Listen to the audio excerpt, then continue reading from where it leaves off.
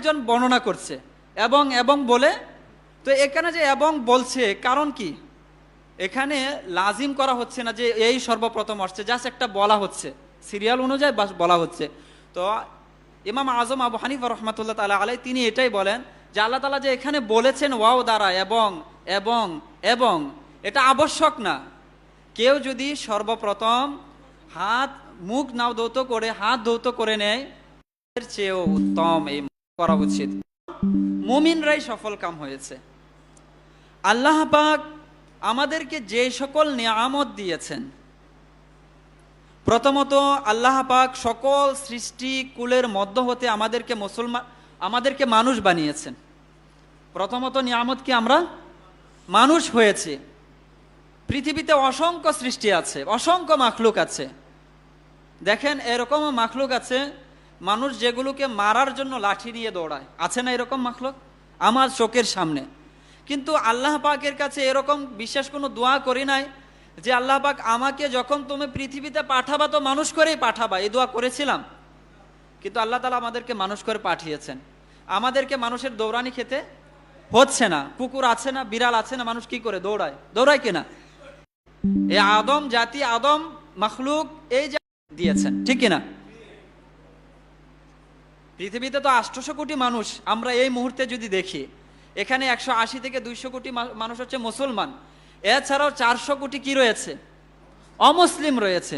তো সেখানে জন্মগ্রহণ না করে যে মুমিনের ঘরে, মুসলমানের ঘরে জন্ম নিয়েছে, এটাও তো আল্লাহ তাআলার এক নিয়ামত, ঠিক কিনা? নিয়ামত না? এরপর হচ্ছে আল্লাহ পাক মুমিন মুসলমানের ঘরে আমাদেরকে জন্ম দিয়েছেন। কিন্তু এই পৃথিবীতে নবী এসেছেন 1,24,000, মতান্তরে কমও বেশি। যত নবী এসেছে সকলের প্রতি আমাদের ঈমান রয়েছে, আছে কিনা? তো অন্যান্য আম্বিয়া কেরাম যারা রয়েছেন তাদের উম্মত করে আমাদেরকে আল্লাহ পাক পাঠাননি। যখন তাওরাতের মধ্যে আমাদের যে বৈশিষ্ট্য, শেষ নবীর উম্মতের যে বৈশিষ্ট্যগুলো বর্ণনা করা হচ্ছিল, যখন এক একটা বৈশিষ্ট্য হযরত সাইয়েদুনা মুসা কালিমুল্লাহ পড়ছিলেন, তখন আল্লাহ তাআলার নিকট প্রার্থনা করছিলেন যে ওই উম্মতকে আমার হাওলায় দিয়ে দাও, তাদেরকে আমার উম্মত হিসেবে তুমি দিয়ে দাও। তখন আল্লাহ তাআলা আমাদেরকে ইসলামের মতো পবিত্র এক ধর্মের মধ্যে আল্লাহ পাক আমাদেরকে রেখেছেন, এর উপর অটল রেখেছেন। আয় আল্লাহু আকবার কাবীরা। এই ইসলাম ধর্ম, যে ধর্মের উপর আমরা আছি, এটা কতটা পবিত্র ধর্ম। যদি আশেপাশের রাষ্ট্রগুলোর প্রতি একটু দেখেন মাঝে মধ্যে, তো বুঝতে পারবেন যে ইসলাম কতটা পবিত্র ধর্ম। ইসলাম আমাদেরকে সুশীলতা শিখায়, নম্রতা শিখায়, শিষ্টাচার শিখায়, শালীনতা শিখায়। দাঁড়িয়ে আছে শুধু গিয়ে বলো যে ওই ব্যক্তি জাহান্নাম থেকে মুক্তি পাবে না এবং সে জান্নাতে যাবে না যে মুমিন না, যে মুমিন সেই জান্নাতে যাবে। আর এটাই আল্লাহ তাআলা আমাদেরকে সহজভাবে ইরশাদ করেছেন, যেটা শুরুতেই বলেছিলাম, কদ আফলাহাল মুমিনুন। মুমিনরাই হচ্ছে সফল কাম, মুমিনরাই জান্নাতে যাবে। মুমিনদের জন্যই কিয়ামতের দিন যে হিসাব রয়েছে এটা সহজ হবে, অন্য কারো জন্য নয়। এখন এই যে এত বড় এক ধন, এক দৌলত, এক নিয়ামত আমাদের কাছে আছে, এটার কদর করা দরকার আছে না? এটার কদর করা তো উচিত। এটা যেন আমাদের থেকে হাতছাড়া না হয়, এটার জন্য তো আমাদের কোনো ব্যবস্থা নেওয়া উচিত, ঠিক কিনা? আল্লাহ তাআলা যদি আমাকে ধন সম্পদ দেয়, তাহলে এটা তো আমরা কি করি, এক বিশেষ আমরা ইন্তেজাম নেই, বিশেষ ব্যবস্থা ঘরে রাখি না, ব্যাংকে অ্যাকাউন্ট, বিশেষ লকার, নানান ধরনের আমাদের পদক্ষেপ, নানান ধরনের আমার চিন্তা যে এই নিয়ামত আল্লাহ আমাকে দিয়েছে, এটা যেন আমার থেকে হাতছাড়া না হয়, চুরি না হয়ে যায়, ডাকাত যেন আমার থেকে ছিনিয়ে না নিতে পারে। এর জন্য নানান ধরনের চিন্তা ভাবনা আমরা করি কিনা? এই যে বর্তমান ঈদ চলে আসছে, নানান মানুষ নানান ধরনের টাকা পয়সা পাবে, লেনদেন হবে। যারা চাকরি করছে চাকরির টাকাও পাবে, বিশেষ এক বোনাসও পাবে। সাথে করে টাকাটা নিয়ে যাবে না, কবে যে ব্যাংকের অ্যাকাউন্টে রাখো, নয়তো বিকাশে পাঠাও বা অন্য যে কোনো। আপনার যে চিন্তা ভাবনা, আপনার যে ইন্তেজাম, আপনাকে যে আল্লাহ তাআলা বিশেষ এক নিয়ামত দিয়েছেন, এটা যদি না থাকে তাহলে কবরের কি অবস্থা হবে? এটা যদি না থাকে কিয়ামতের ময়দানে কি অবস্থা হবে? এটার ব্যাপারে আল্লাহ পাক জায়গায় জায়গায় ইরশাদ করেছেন, ফালা তামুতুন্না, যে তোমরা মৃত্যুবরণই করিও না, ইল্লা ওয়া আনতুম মুসলিমুন, কিন্তু এমত অবস্থায় যে তোমরা মুসলমান।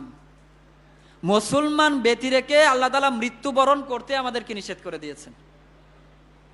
তো এই যে নিয়ামতে অজস্র ধন সম্পদ নিয়ে আপনি এক সমুদ্রের যাত্রা শুরু করেছেন, সমুদ্র পথে এই পথ পাড়ি দিলে আপনি মুহূর্তে বড় প্রাণী আমাকে অ্যাটাক করতে পারে, এর জন্য আপনি কি করবেন? সর্বদা সজাগ থাকবেন যে ঝড় আসলে আমাকে কি পদক্ষেপ নিতে হবে, বড় প্রাণীর সম্মুখীন হলে আমাকে কি পদক্ষেপ নিতে হবে।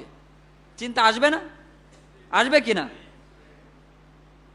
তো এই যে আমরা আমাদের ঈমান নামক এক বিশেষ নিয়ামত দিয়ে জীবনের যাত্রা আমরা শুরু করেছি, এখানেও কিন্তু ঝড়ের আমার সম্মুখীন হতে হয়। নানান সময় নানান ফিতনা আমার সামনে আসে, আসে কিনা? শয়তান নানাভাবে আমাকে কি করে? কুমন্ত্রণা দেয় যে এটা না এটা ঠিক, এটা না এটা করো। তো এই যে ঝড়, সামুদ্রিক ঝড়, জীবন নামক যে এক ঝড়ের আমরা সম্মুখীন হই, এর জন্য আমার কি প্রস্তুতি রয়েছে? সমুদ্রের যে নানান প্রাণী রয়েছে, বিভিন্ন সময় আপনার সেই জাহাজকে কি করতে পারে? বাধাগ্রস্ত করতে পারে, উল্টিয়ে দিতে পারে আপনার জাহাজ। তো এই জগতেও এরকম কিছু ভয়ানক প্রাণী রয়েছে, ভয়ানক কিছু মাখলুক রয়েছে, ভয়ানক কিছু সৃষ্টি রয়েছে। মুসলমানের নাম বলি যে আমাদের এই বাংলাদেশে ইসলাম এসেছে 800 বছর, ঠিক কিনা? 800 বছর হয়েছে ইসলাম এসেছে। তো 800 বছর হয়েছে ইসলাম এসেছে, ইসলাম যারা নিয়ে এসেছে তাদের আকীদা কি ছিল? 800 বছর ইসলাম আকীদা আমাদের এই দেশে ইসলামটা কিভাবে পরিচালিত হয়েছে সেটাকে একটু আমাদেরকে দেখতে হবে।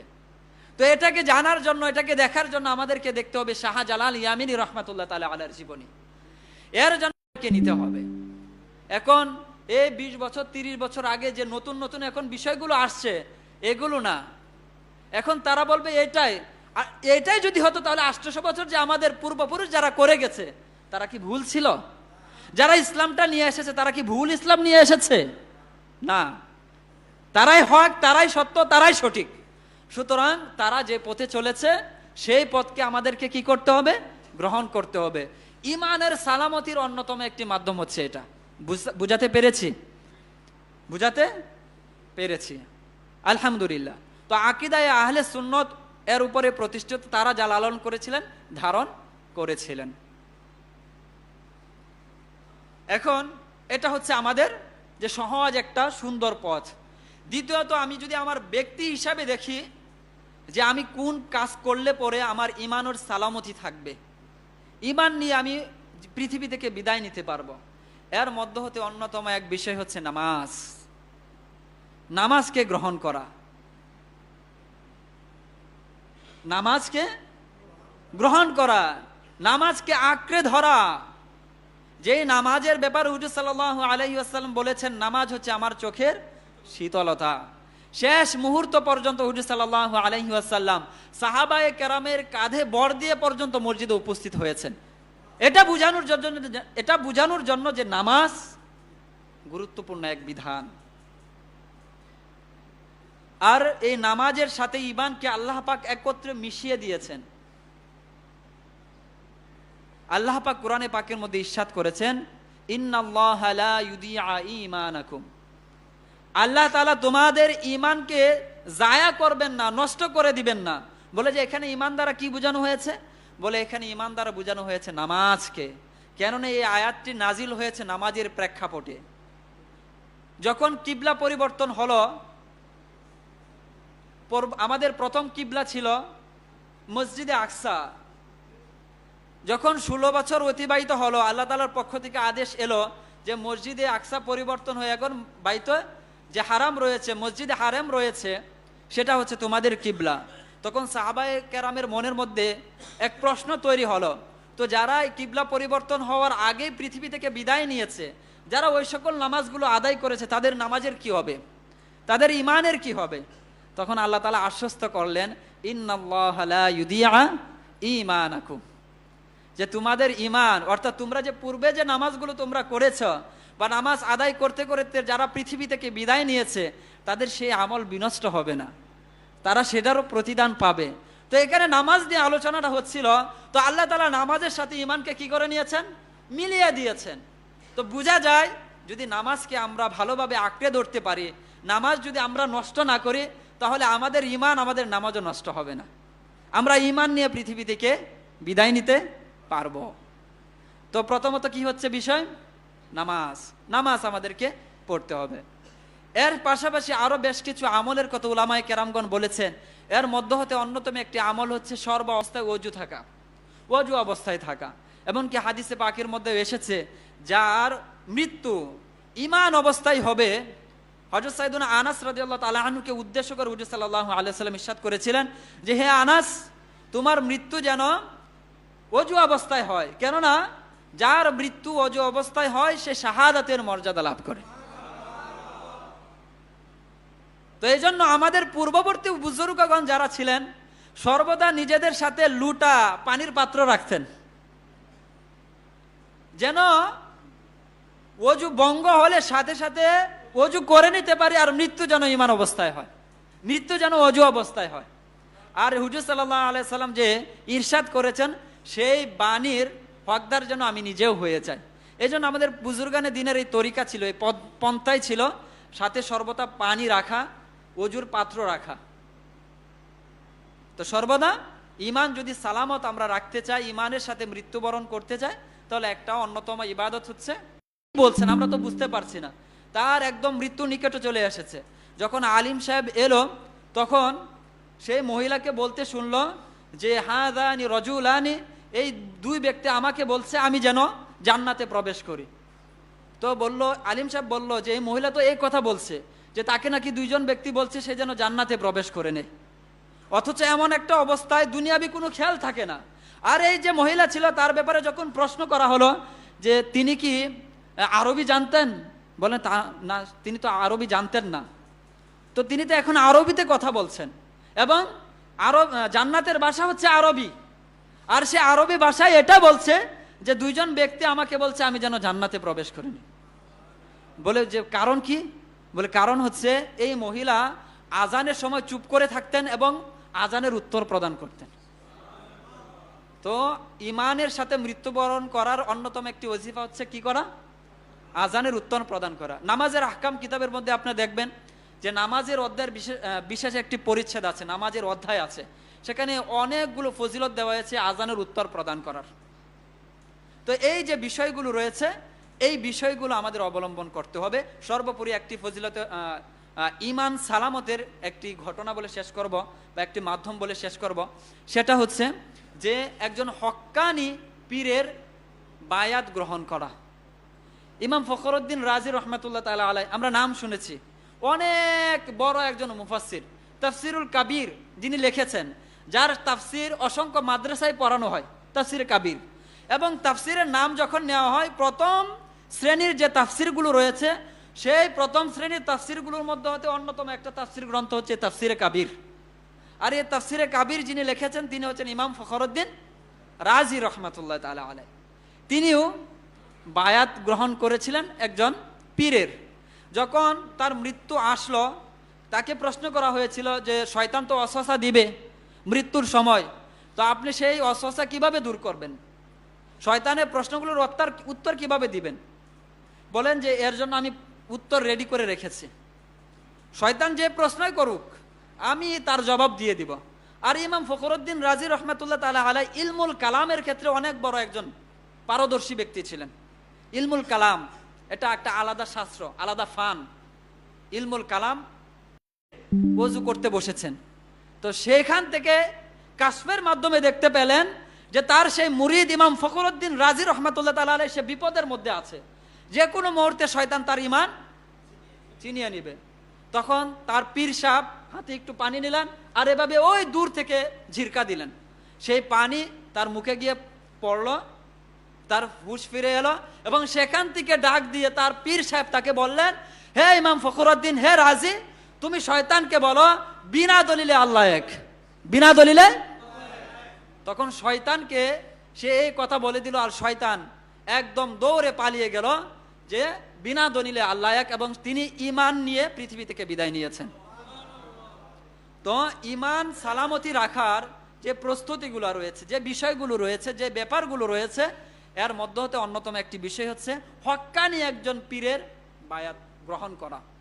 যেমন যদি দেখি এই জমানায় সকলে যাকে মেনে নিয়েছে, আমির আহলে সুন্নাত দামাত বারকাতুমুল আলিয়া, আল্লামা ইলিয়াস আত্তার কাদেরী রজবি জিয়াই দামাত বারকাতুমুল আলিয়া, তার ব্যাপার উলামায়ে কেরামগণ একমত। আকীদায়ে আহলে সুন্নাত যারা রয়েছে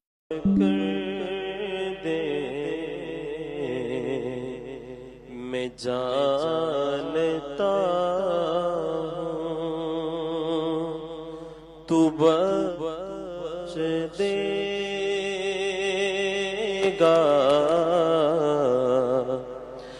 मुझे खुदा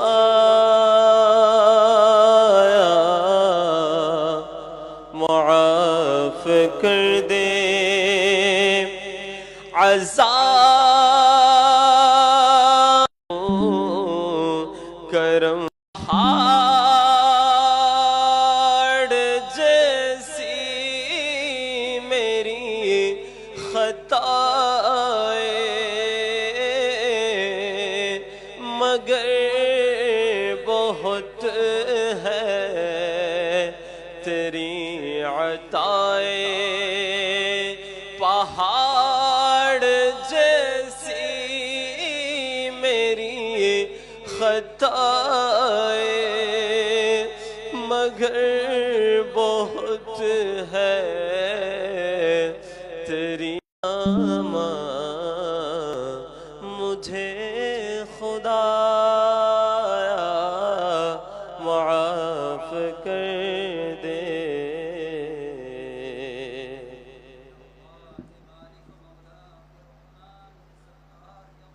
আর ইয়া আল্লাহ মালিক ও মাওলা, মাওলা তোমার কিছু মহাব্বতের বান্দাদের নিয়ে হাত উত্তোলন করেছি মাওলা। মাওলা দেখতে দেখতে রমজান বিদায় নিচ্ছে মাওলা।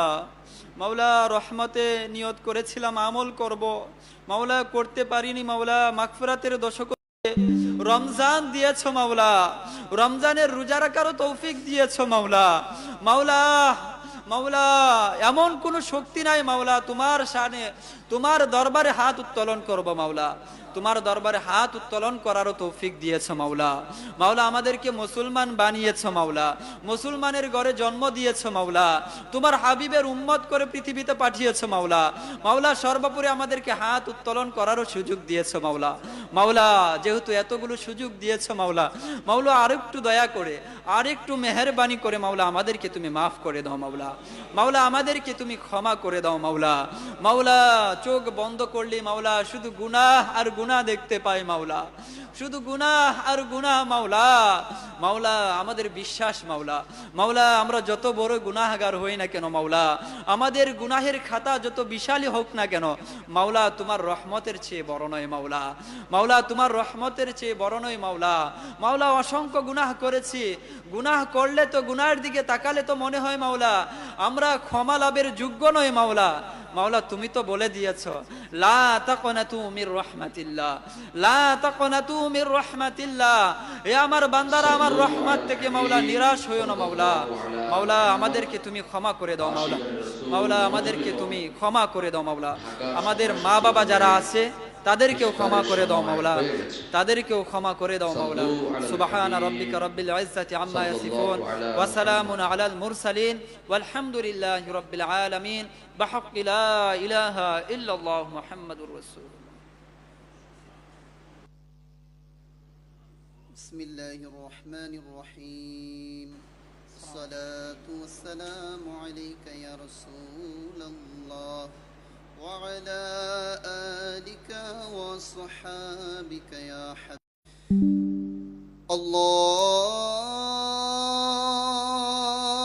আল্লাহু আকবার,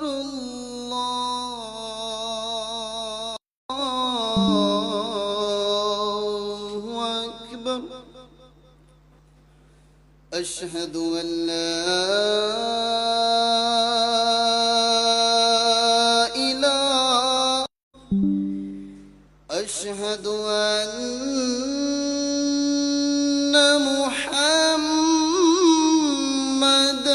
رسول الله.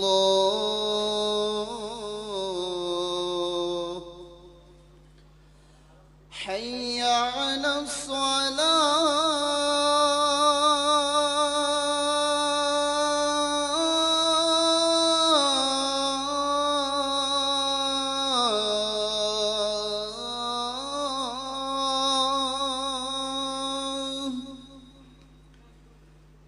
حي على الصلاة.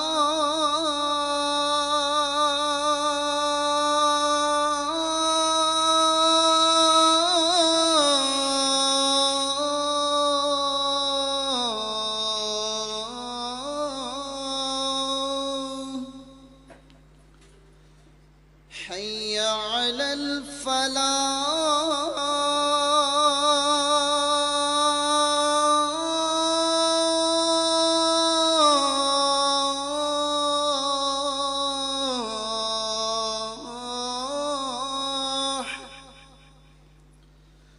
حي على الفلاح.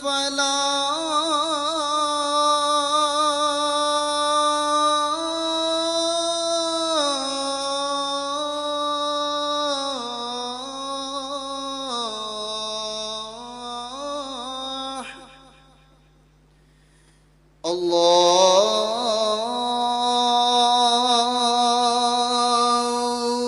أكبر.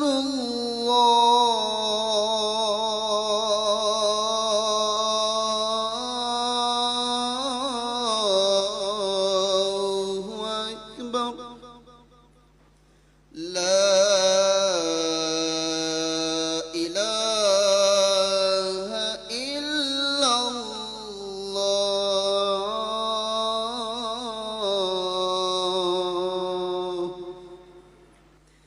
الصلاة والسلام عليك يا رسول الله وعلى آلك وصحابك يا حبيب الله.